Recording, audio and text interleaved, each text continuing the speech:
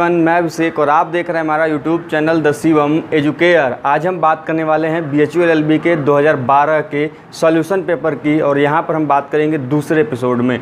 जैसा कि मैंने पिछले वीडियो में 50 प्रश्नों को सॉल्व करा दिया है, अब उसके आगे हम इस वीडियो में सॉल्व करेंगे प्रश्नों को। तो बिना कुछ देरी किए आइए प्रश्नों को शुरू करते हैं। देखिए, हम लोग BHU LLB के 2012 के सेट नंबर 1 की क्या कर रहे हैं, चर्चा कर रहे हैं और अभी तक हमने 50 प्रश्नों को सॉल्व कर लिया है। अब हम 51 जो नंबर क्वेश्चन है वहाँ से स्टार्ट करते हैं। जो 51 क्वेश्चन है वो कहता है क्या है कि हत्या दंडनीय अपराध है, मतलब यहाँ पर बात की गई है कि हत्या के लिए दंड क्या दिया जाता है।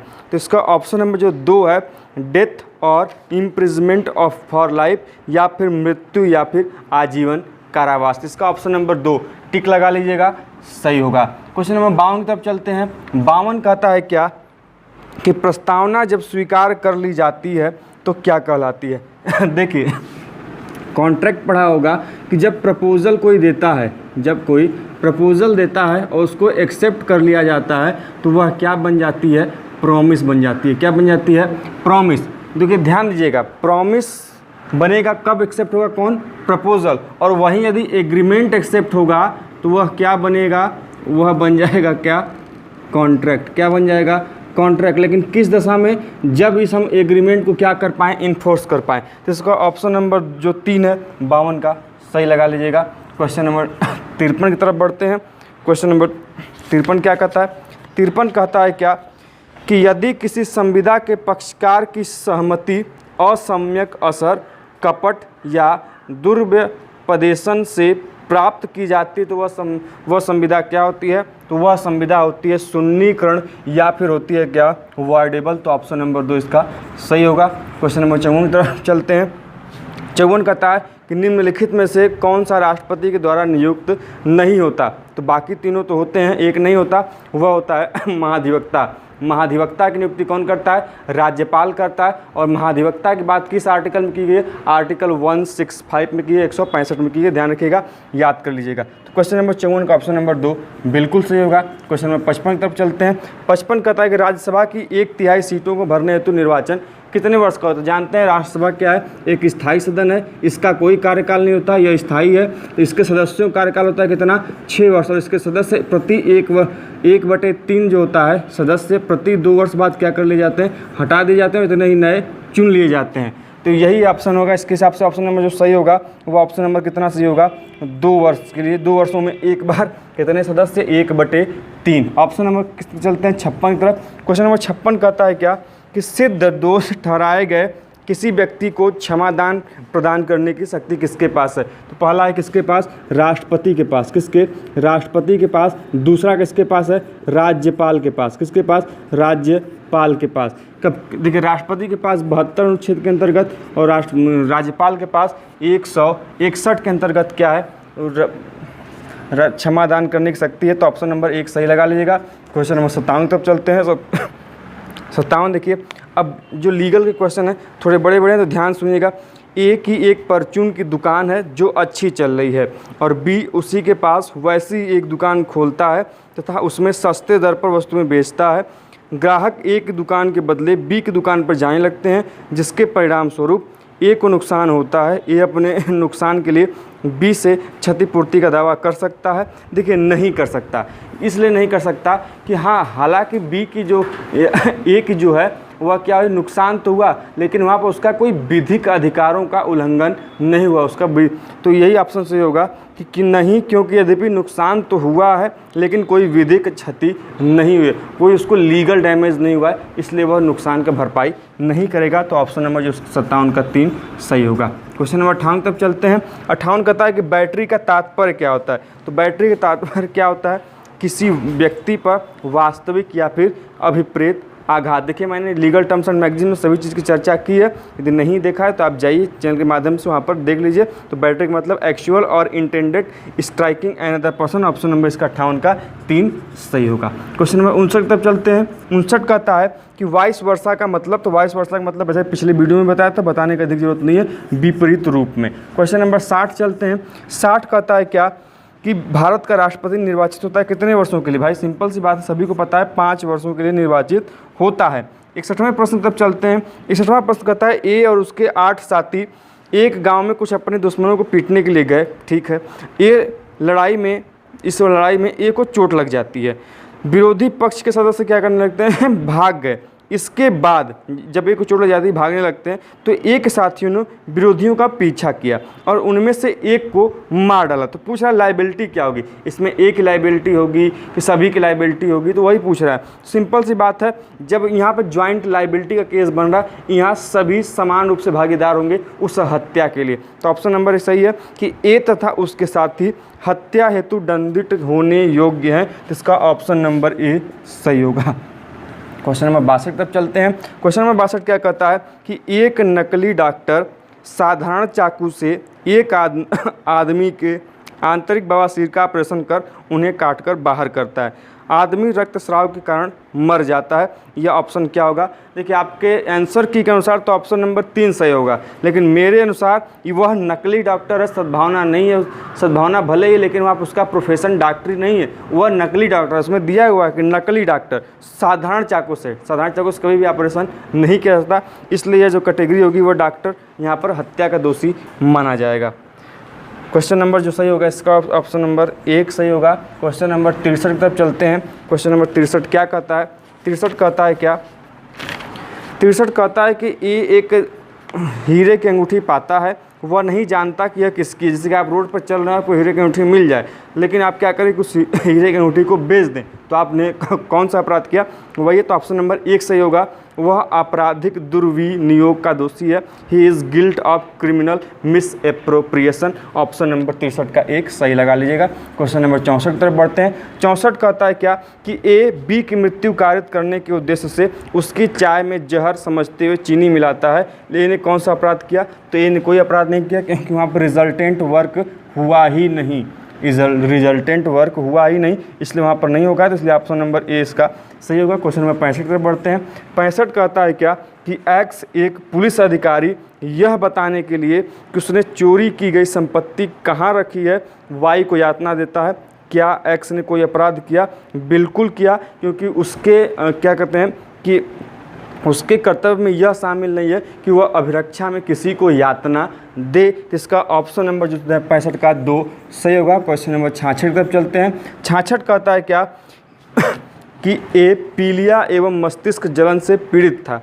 बी इस अवस्था को जानता था। एक दिन गर्म बहस के दौरान एक क्रोध में बी को थप्पड़ मार दिया। बी अपना नियंत्रण खो बैठा तथा ए के सिर में जोर से घूंसा मारा। ए मर गया। पुलिस ने बी को हत्या के लिए अभियोजित करना चाहा। तो देखिए, यहाँ पर सही बात है, ऑप्शन नंबर 1 सही होगा, लेकिन आपके आंसर के अनुसार ऑप्शन नंबर 4 दिया है, लेकिन यहाँ पर सही होगा। क्यों? क्योंकि वह उसके मस्तिष्क जो जलन था, वह उसकी उस नाजुक अवस्था को जानता था, फिर भी उसने ऐसा किया। यहाँ प्रकोपन की बात नहीं की जाएगी, नियंत्रण की खोने की बात नहीं की जाएगी, क्योंकि यहाँ पर बात लिखा गया स्पष्ट रूप से कि वह मस्तिष्क जलन से पीड़ित था और बी इस अवस्था को जानता था। इसलिए इसका ऑप्शन नंबर जो 1 होगा वह क्या होगा? सही होगा। क्वेश्चन नंबर 67 तक चलते हैं। क्वेश्चन नंबर 67 कहता है कि महेंद्र एक धनी उद्योगपति अपने रखेल के नाम पर भूमि का एक टुकड़ा खरीदता है। क्या महेंद्र ने दंड के लिए जिम्मेदार है? बिल्कुल है। क्यों? क्योंकि उसने एक बेनामी समव्यवहार किया। ऑप्शन नंबर 67 का 2 लगा लीजिएगा, सही होगा। क्वेश्चन नंबर 68 की तरफ चलते हैं। 68 कहता है कि कृष्णा रामा स्टोर पर ब्रेड खरीदने गया। अच्छी ब्रेड मांगने पर दुकानदार ने उसे मॉडर्न ब्रेड की सलाह दी, क्योंकि वह एक लोकप्रिय ब्रांड था। जब कृष्ण ब्रेड खा रहा था तो उसके अंदर गड़े कंकड़ से उसका दांत टूट गया। कृष्णा ने रामा स्टोर मॉडर्न ब्रेड के विरुद्ध क्षतिपूर्ति का वाद चलाया। देखिए, इसमें दोनों जिम्मेदार होंगे। क्यों? क्योंकि यहाँ पर उस दुकानदार का काम ब्रेड बेचना है, किसी को सलाह देना नहीं, किसी को कहना नहीं कि आप ये ब्रेड लीजिए। और दूसरा, जिस ब्रेड में कंकड़ पाया गया वह उसके लिए भी जिम्मेदार होगा। तो दोनों लायबल होंगे, अर्थात दोनों जिम्मेदार हैं। ऑप्शन नंबर 3 सही होगा। क्वेश्चन नंबर 69 तब चलते हैं। 69 क्या कहता है हमारा? 69 कहता है हमारा प्रश्न कि मोहन एक सुनसान सड़क पर चल रहा है। बाबू एक चाकू के साथ आया। मोहन से कहा अपना जीवन या अपना बटुआ। मोहन ने अपनी रिवॉल्वर निकाला। उसे देखकर बाबू भागा तथा मोहन ने उसके पैर पर गोली मार दी। तो उसने क्या किया? देखिए, सिंपल सी बात है, ये जो ऑप्शन नंबर सही होगा वह होगा ऑप्शन नंबर क्या? 4। क्या 3 कि मोहन को दंडित किया जाएगा क्योंकि बल का प्रयोग आशंकित क्षति के अनुपातिक नहीं था। ऑप्शन नंबर 3 इसका सही होना चाहिए। 69 का ऑप्शन नंबर 3 सही होना चाहिए। क्वेश्चन नंबर 70 की तरफ बढ़ते हैं। 70 क्या कहता है कि अजय एवं बंटी एक ही कॉलोनी में पड़ोसी थे। बंटी ने अपने मकान के एक भाग में टंकड़ की कक्षाएं प्रारंभ की तथा टंकड़ की ध्वनि अजय को परेशान करने लगी। किसी भी प्रकार के निरंतर शोर को वह सहन नहीं कर सकता था। देखिए, यह ऑप्शन का जो नंबर 3 होगा वह सही होगा। बंटी जिम्मेदार नहीं है क्योंकि टंकड़ का शोर अजय के अलावा दूसरे पड़ोसियों को परेशान नहीं कर रहा था। तो इसका ऑप्शन नंबर 3 बिल्कुल सही होगा। इसके बाद कुछ रीजनिंग के प्रश्न हैं, तो रीजनिंग के प्रश्नों को हम सॉल्व नहीं करेंगे। अब हम आते हैं कहाँ पर, ऑप्शन नंबर 85 से। क्या ऑप्शन नंबर 85 से आते हैं। बाकी प्रश्नों को इतना रीजनिंग के प्रश्न हैं बीच में। 85 प्रश्न कहता है कि हथियार के विक्रय में निम्नलिखित में से कौन सा देश उच्च स्थान पर है, विक्रय में कौन सा, यूएसए। इसलिए ऑप्शन नंबर जो सही होगा ऑप्शन नंबर 3। क्वेश्चन नंबर 86 पूछा है क्या कि जिन्ना इंडिया पार्टीशन इंडिपेंडेंस के लेखक कौन है। तो यह बुक है जिन्ना इंडिया पार्टीशन इंडिपेंडेंस, इसके लेखक हैं जसवंत सिंह। देखिए 2 हैं, ध्यान दीजिएगा, गलती मत करिएगा। यशवंत भी दिया है और नीचे दिया है जसवंत भी दिया है। इसका जो है जसवंत होंगे, तो इसका ऑप्शन नंबर जो सही रहेगा वह क्या होगा, 3। क्वेश्चन नंबर 87 की तरफ चलते हैं। 87 कहता है कि लोकसभा का उपाध्यक्ष कौन है। 2012 में लोकसभा के उपाध्यक्ष कौन थे, वह थे कौन, करिया मुंडा। ऑप्शन नंबर क्या जिसका सही होगा, ऑप्शन नंबर 2 सही होगा। अब हमें आप कमेंट बॉक्स में बताइए कि वर्तमान में लोकसभा उपाध्यक्ष कौन है। 88 प्रश्न तब चलते हैं। ये 88 प्रश्न का उत्तर था करिया मुंडा। 87 छूट गया था, स्किप हो गया था। 87 प्रश्न कहता है कि राष्ट्रपति प्रतिभा पाटिल प्रथम महिला राज्यपाल थी कहाँ की, किस राज्य की। तो वह राजस्थान की थी। कहाँ की थी, राजस्थान की। ऑप्शन नंबर 2 सही होगा। क्वेश्चन नंबर 89 की तरफ चलते हैं। 89 कहता है कि मैत्री एक्सप्रेस किन 2 देशों को जोड़ती है। तो मैत्री एक्सप्रेस चलाई जाती है भारत और किसके बीच, बांग्लादेश के बीच। किसके, भारत और बांग्लादेश। वहीं यदि समझौता एक्सप्रेस की बात करें तो वह होगा भारत और पाकिस्तान के बीच। देखिए ध्यान रखिएगा, मैत्री भारत और बांग्लादेश, समझौता एक्सप्रेस भारत और पाकिस्तान। तो इसका ऑप्शन नंबर जो सही होगा वो ऑप्शन नंबर क्या हो जाएगा, ऑप्शन नंबर 2। क्वेश्चन नंबर 90 की तरफ बढ़ते हैं। 90 कहता है क्या कि किस देश की कैबिनेट ने ग्लोबल वार्मिंग के खतरे की ओर ध्यान आकर्षण कराने के लिए प्रथम अंडर वाटर मीटिंग की थी। तो वह किया था किसने, मालदीव ने किया था।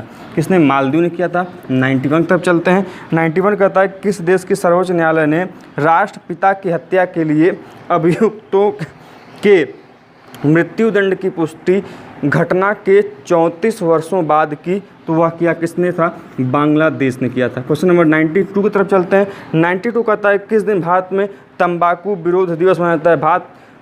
बात पूछा है भारत में। यदि आपका विश्व में तंबाकू विरोध दिवस की बात करता तो वह होता 31 मई, और भारत में बात करें तो वह कितना होगा, 11 अप्रैल। मतलब ऑप्शन नंबर 1 सही होगा। क्वेश्चन नंबर 93 की तरफ चलते हैं।